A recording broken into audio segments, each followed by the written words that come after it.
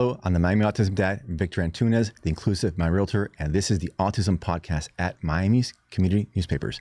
Today I'm with Mayor John Taylor of OPA-LOCKA. Mayor, welcome to the podcast. Thank you for having me. Thank you for having me. Thank you for being here. Mayor, you are 36 years old, which is just amazing that you are a mayor at your age. Tell me, what got you into politics? Well, you say 36. A lot of people say that's young. I think it's old. But wanting to change and make a difference in my community is what got me into politics. Are you a native Floridian? I am. Good for you. And a native OPA-LOCKian too. I'm a native Kendallanian. Yeah, but I'm here also. That's awesome. So what was the process of becoming mayor? You were a commissioner first? So I ran for commissioner in 2020. I was a commissioner for 1 year. Then my colleagues appointed me to vice mayor in 2021. 2022, I resigned from my position and ran for mayor. And that's where I'm at today. Congratulations. Now, 36 years old, I imagine you've seen some big changes in OPA-LOCKA in that time frame. Let's talk about that. Like, what are some of the big changes you've seen there? Well, I made it my mission to change the trajectory of OPA-LOCKA and how people view us. So we started with changing the seal, little small things, changing the seal, changing our motto, changing how we do business, and the woes of the past of OPA-LOCKA. But I wanted everybody to look at OPA-LOCKA and see something different, and not worry about what happened in the past, but see us in our future. So we redid our historical city hall, we put money into it, and now it's up and vibrant and it's running again. We've invested in our parks, we've invested in our community. And those are the small changes, things that people can touch and see. Now, my real estate business takes me to OPA-LOCKA, so I know the architecture there. I think that most people because Miami-Dade County is a big place. And if you don't have business there, you don't know like that old Moorish architecture. Pretty cool. So there's been a lot of restoration going on with that? Yes, a lot of restoration. Because I want to preserve our history. That's what makes OPA-LOCKA unique. Because you won't see us anywhere else in the world. Well, anywhere else I'll say in America. But not in Dade County anyway. Not in Dade County at all. Now, We're unique. Yeah, very unique. Now, a lot of people don't know this, but 1 in 6 people live with a disability.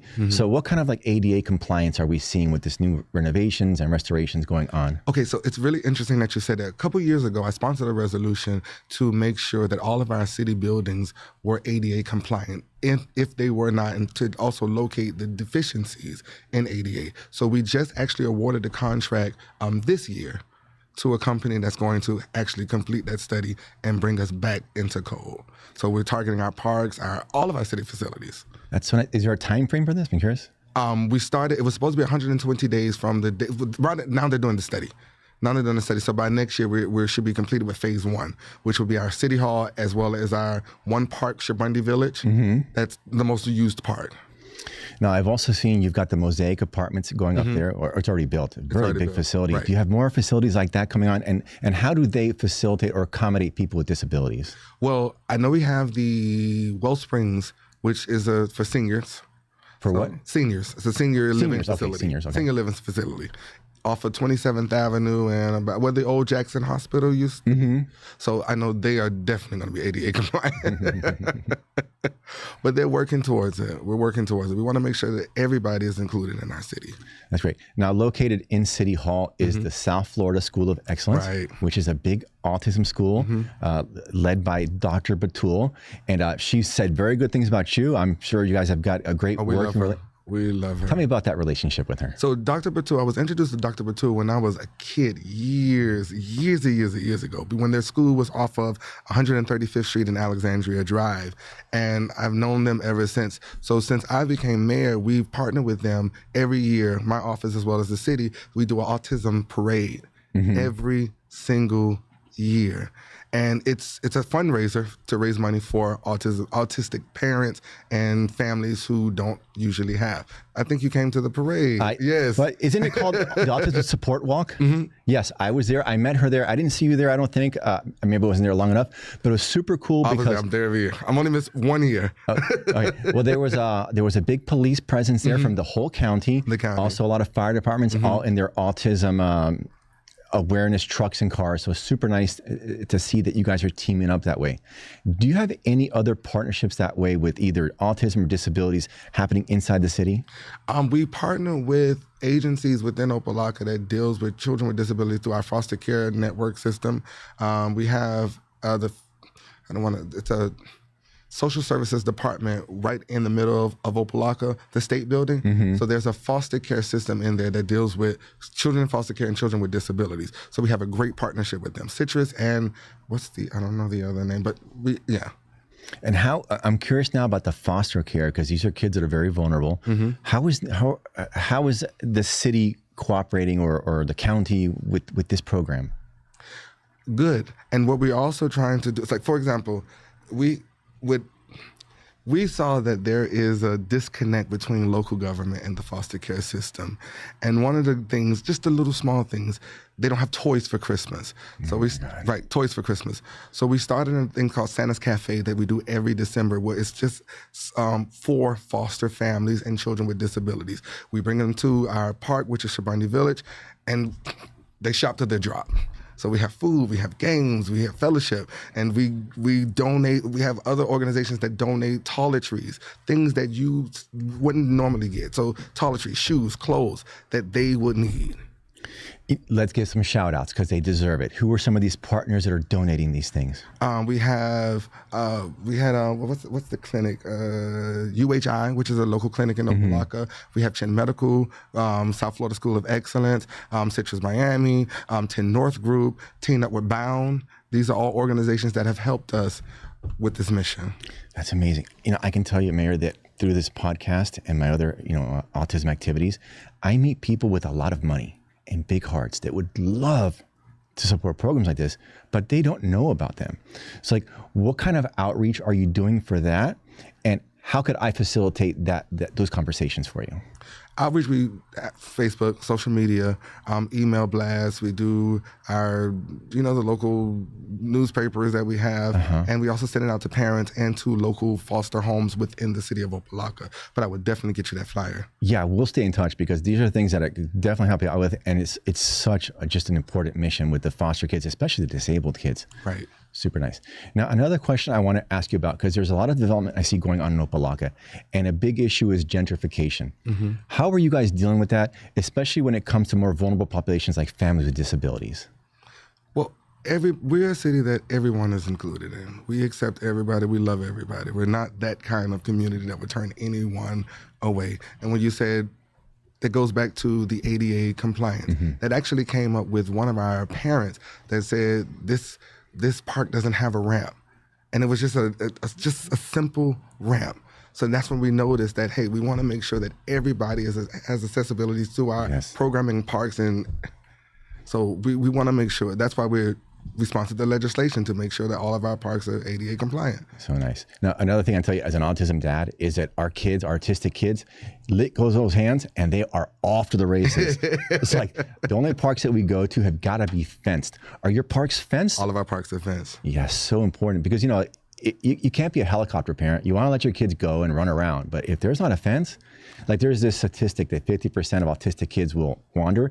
That's not true. It's 100%. I don't even think it's just autistic children. I have a 9-year-old. And if you let her loose, she is gone. Yeah, my 6-year-old too. So it's super important to have those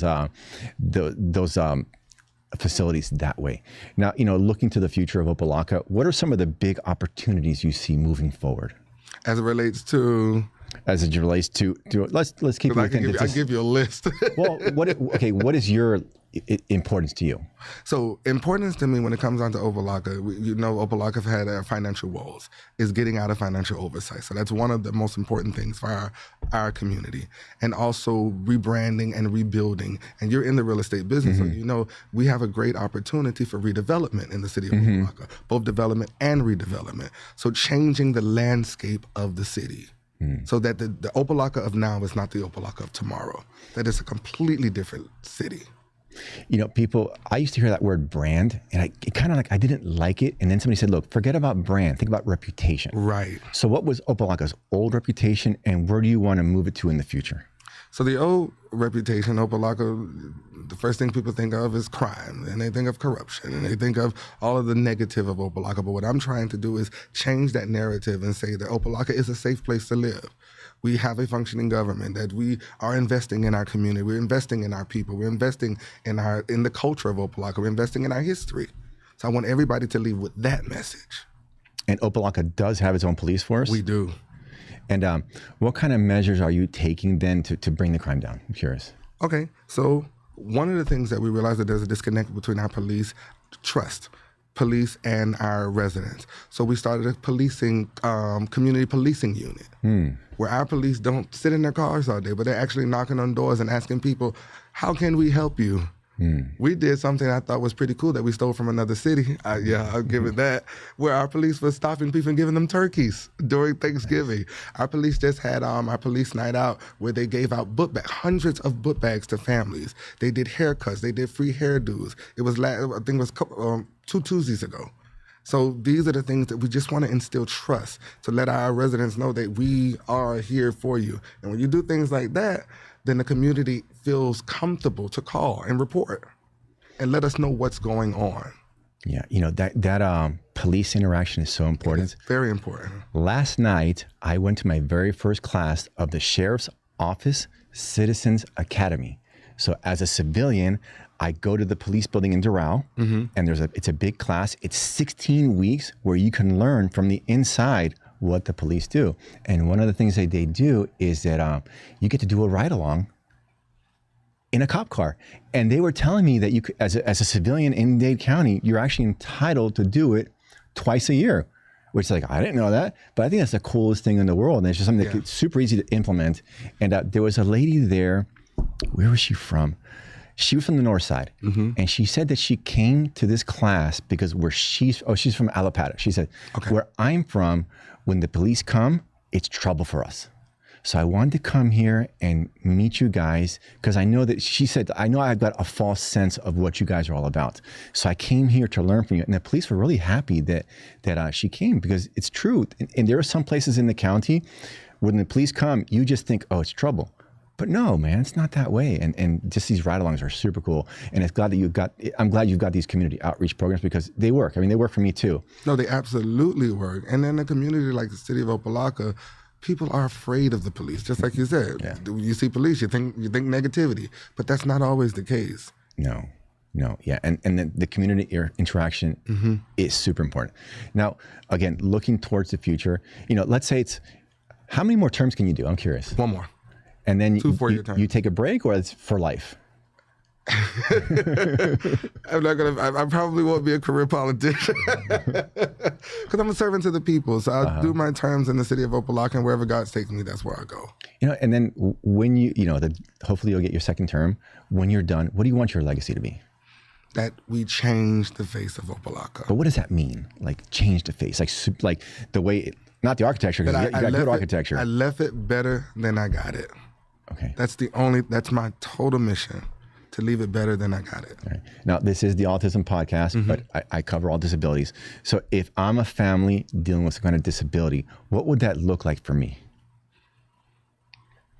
As I'll say this, to know that you're in a city that cares, you're in a city that hears you, you're in a city that sees you. So whatever you need, that we are there, and we will make sure that, hey, that you're accepted. We want to be an inclusive city. That's what that looks like. That's great. Now, I wasn't going to touch it, but I think that we should, because people will wonder. So a couple months ago, a little boy, Anthony Brown, he passed away. He was autistic, and he wandered off. And I remember I got the Google alert, because I got to set up for autism. And I thought to myself, if that little boy isn't found in a few hours, it's not going to end well. And then he was found, he had drowned. So how did, you're a father too, and he's actually the same age as your daughter. How did that affect you as a father?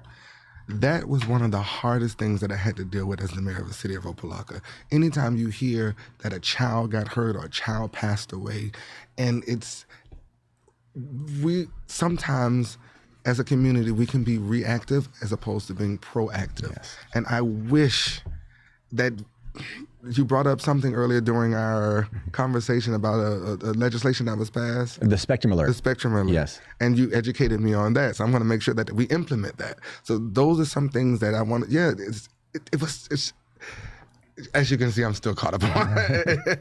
You never want to get that. Nobody wants to get that call. No, you don't. And I think I think that was one time that the community came together and everybody was out looking. Myself, the city manager, the police department, we had residents out looking. around the clock for this little boy. Yeah, I know, it's tragic. And it was tragic. Yeah, just as a dad, period. As a dad, right, as a dad, period. It's heartbreaking to think a 9-year-old you lost. Now, one of the things that, and this is for the public now, is that the Spectrum Alert, it's similar to an Amber Alert, but Amber Alert goes out to the civilians. Okay. Spectrum is internal with the police. Okay. And one of the things that it does, which I think is just like, it's brilliant and super obvious, is that the police or fire, they get a call for a Spectrum Alert. One of the first things they do is they go to the nearest body of water. Because these kids, they love water. And most people don't know this, but drowning is the #1 cause of accidental death with autistic kids. They love the water. You know, it's interesting. I had a conversation with a gentleman named Bart Barta a couple weeks ago. And he was saying that an autistic child went missing in Coral Gables a little while back. And the sergeant in charge of that call, he knew how much autistic kids love the water. Now, the little kid disappeared near the waterway that runs by the Biltmore. So he said to one officer, you go to one end of the canal, the other one, you go to the other, and you meet in the middle. Well, guess what? They started walking towards the middle, and they found the boy waist high in water. So another 5 or 10 minutes, and that would have been another Anthony Brown. So what's cool about the Spectrum Alert is that it's going to be training officers that the first thing you do is you go to the water. And and I'm not like blaming the police officers now, because if you don't know, you don't know. You don't know. I remember when I first started on this journey with my own daughter, is that I was like you. It's like every day it's like, oh, like I didn't know anything. And one of the great things about these conversations is that you always learn new stuff. Like now about the Spectrum Alert, I learned stuff about, different aspects of disability. So it's great to have these conversations. And yeah, the Spectrum Alert is a big deal. Now, I'm curious, like when the community came out, how did you spread the word to the community? Like what was... OPA-LOCKA is a very close-knit community. I get the feeling. So we were calling, texting. When I say everyone was out. Public Works, our manager was on it because we wanted to find that child. We wanted to find, and nobody wanted to get that news that he passed away. Nobody wanted to get that news. No. And you probably didn't know. Did you know the water aspect? Probably nobody No, I did not know the water aspect. Yeah. I did not know the water aspect. Yeah, so it's so important to educate people. It's very important. And I mean, we do the drown safety, the pool safety, the water safety. We have those programs in the city of OPA-LOCKA. But when it comes down to autism, I would not have put 2 and 2 together. Yeah. Well, talk to me about the swimming initiatives then. So we have one initiative we do every single summer is that we have a nonprofit that comes in called Peace Swap, and they teach our children about water safety.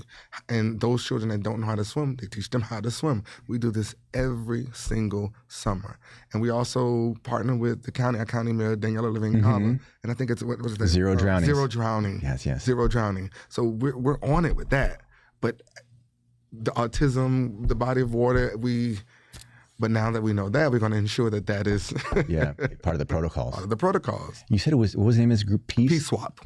Peace Swap. Peace Swap. And who are they exactly? It's an organization in North-Dade, Miami-Dade County that teaches children water safety. It's all children? All children. That's great. And they also do our seniors as well, because despite what people believe, you have a lot of grown folks that don't know how to swim. But you're not going to drown because at your age you already know the danger. Autistic kids, they don't know. I went to we were in Universal Studios and Volcano Bay. They have the ride that you dive into the water, and I was going crazy. My wife hollered out, "Just stand up!" So yeah, but people don't know. Yeah, they don't know. I had another lady on the podcast, Mary Palacios. Okay. She runs Crystal Academy. It's an autism school in Coral Gables. And the mayor, the vice mayor, the police, they love her. Because one of the things that she did is that she instituted this program that all the police cadets, they have to come to her school to personally interact with the autistic kids. Because it's an awesome program, and it doesn't cost anything. And you guys have got that school with Dr. Batul. I know you got a good working relationship with her because she taught great things about you as well. And in fact, I could even put her together with Mary because they've already got that program at Coral Gables. It's it's like, okay, this is how you do it. We'll do the same thing. And the way I view the community is that we're not in competition, we're in co-petition. We're helping each other out. So yeah, it's another program they do at Coral Gables where the cadets will come in. Because, you know, it's one thing to like have a class and talk theory, maybe see a video, but when you go to these autism schools, even when I've been to them, that's when you really see that, because you heard the spectrum word, it's all a spectrum. Right. But until you see these kids, because some are super high functioning, and then some are not so high functioning. And when you have that personal interaction, it's such a powerful way. So just another idea of, you know, how to integrate the police and the community and the autism schools out there. It's actually a great idea because we just relaunched our Explorers program last year. So that's definitely something we can add into the curriculum. I talked to our city manager about that. Yeah. And our police chief. You have an Explorer program the at OPA-LOCKA OPA-LOCKA. Explorers program. Yeah. With the police department. Those are the perfect ones to have go to those schools and your cadets. But yeah, and it's very low cost. And I'm sure Dr. Bratul will be all about that. Now, are there any other like ADA or disability initiatives in the city that it maybe I haven't asked you about? I always wanted to do, because we have one of our assistant city clerk, she has a son who she says one of the issues that she always had was, he's autistic, that he's aged out of every program. How old is he?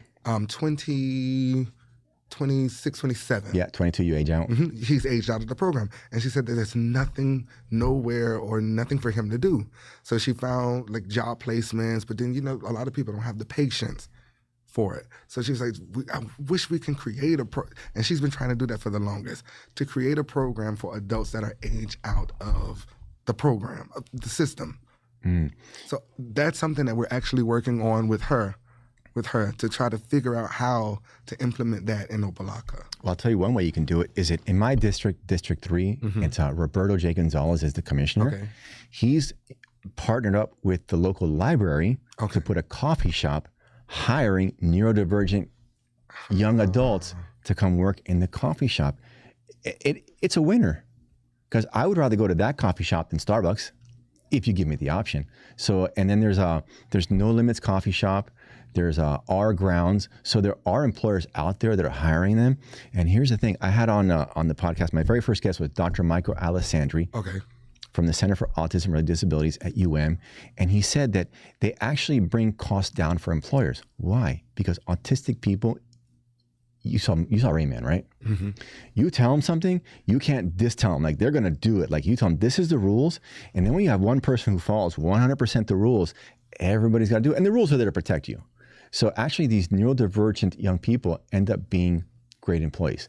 Now, there's a center called WOW down in Kendall, but that's too far for OPA-LOCKA. So yeah, it'd be great to have, it's an adult day training center. I mean, for OPA-LOCKA down there, it just wouldn't work out logistically. It's too much traffic. So I think that there is a place in OPA-LOCKA for a center like that. And in fact, Dr. Batul, how many students does she have? Do you know? Hundreds. Dr. Batul, she goes from K to 12. Mm-hmm. So yeah, she has she's in our city hall. Mm-hmm, yeah. So she takes up the whole floor. Yeah. The whole floor, and then half of our other floor too. Oh really? The third. Yeah, she just expanded. Good for her. She just expanded. Yeah, so I think that there definitely is room for one of these adult training centers. So this mother, what is her child working? Her child was working, and then she said she found out that they didn't have the patience for him, so they let him go. So it's little things like that. But she said that's always been her challenge, that she could never find a place that is accepting of older children with autism. Yeah, it's a shame, because there is a place for them. Right. You know, I had on Camila Rocha from Easter Seals. Okay. And I asked her, you know, how many of these adults are unemployed? 90%, which is a lot. And I asked her, but with the proper training, how many are employable? 85%. So basically all of them with the right training. But here's the thing, like I said, there are training centers. Like there's also the Marino Center up in it's just too far for OPA-LOCKA. So there definitely is a space there. I just wonder how we would do that, you know? And then I bet you if we were to ask around OPA-LOCKA that you're gonna have some small mom and pop employers that are hiring. That are willing to hire. Or are already doing it. We just don't know about them. Right. And I think it's so important to champion them. Like the No Limits Coffee Shop, other places, like as much as I can, I put them on my Facebook, just constantly promoting them because they need our help. And you go to the coffee shops and you can tell, yeah, these are kids that are working with disabilities, but they're working. And people don't realize that it's like 1 in 22 people have got autism now.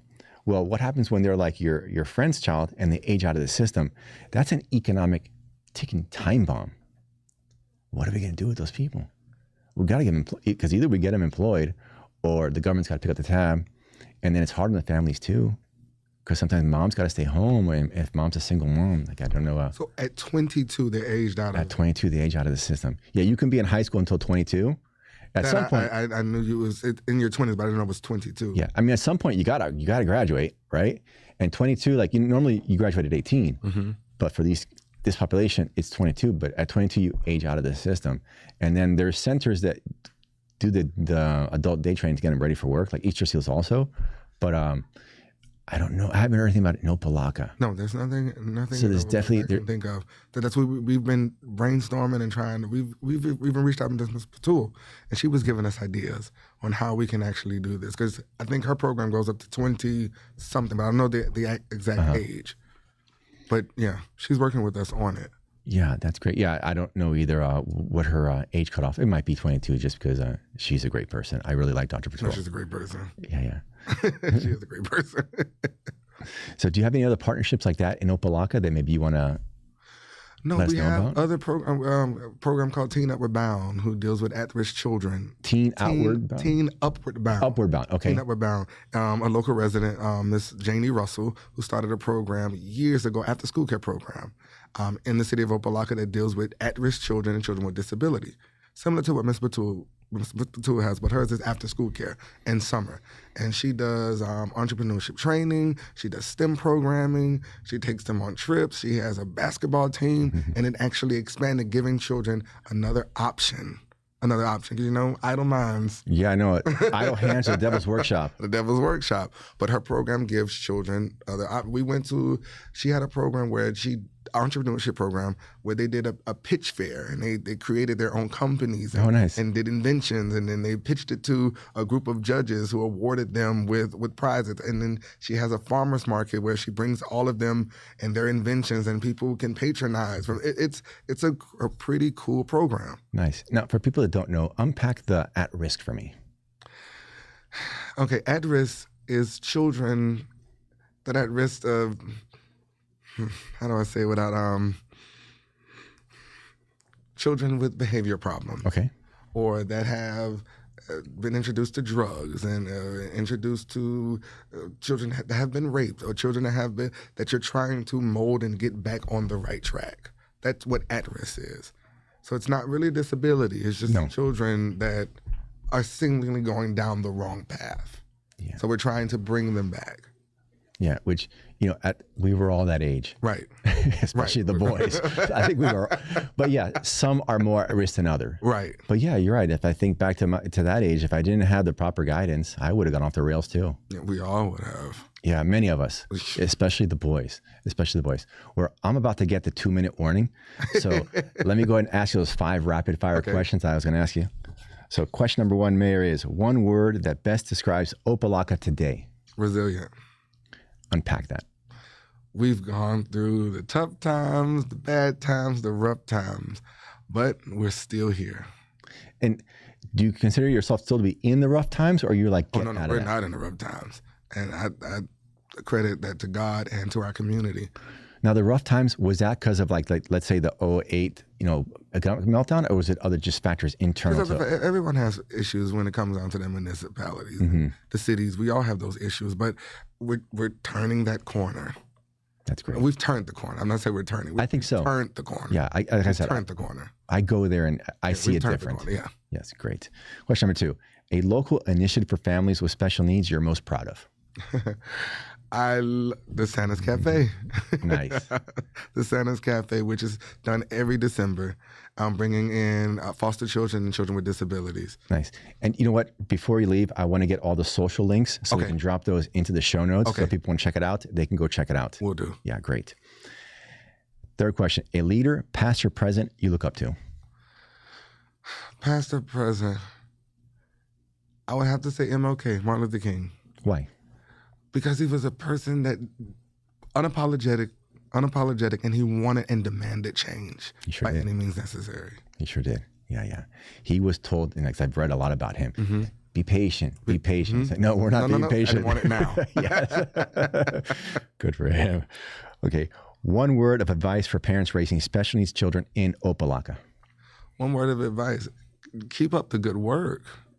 It takes a special kind of parent to deal. It takes a special kind of parent to deal. Keep up the good work. A resilient parent. A resilient just parent. Just like OPA-LOCKA. A resilient parent. Mayor, if you had a billboard on I-95 for OPA-LOCKA, what would it say? OPA-LOCKA is here for you. Nicely said. Well, Mayor, thank you so much for being on the show. This has been awesome. Let's turn to the camera and sign off. So this has been the Autism Podcast at Miami's Community Papers with Mayor John Taylor of OPA-LOCKA.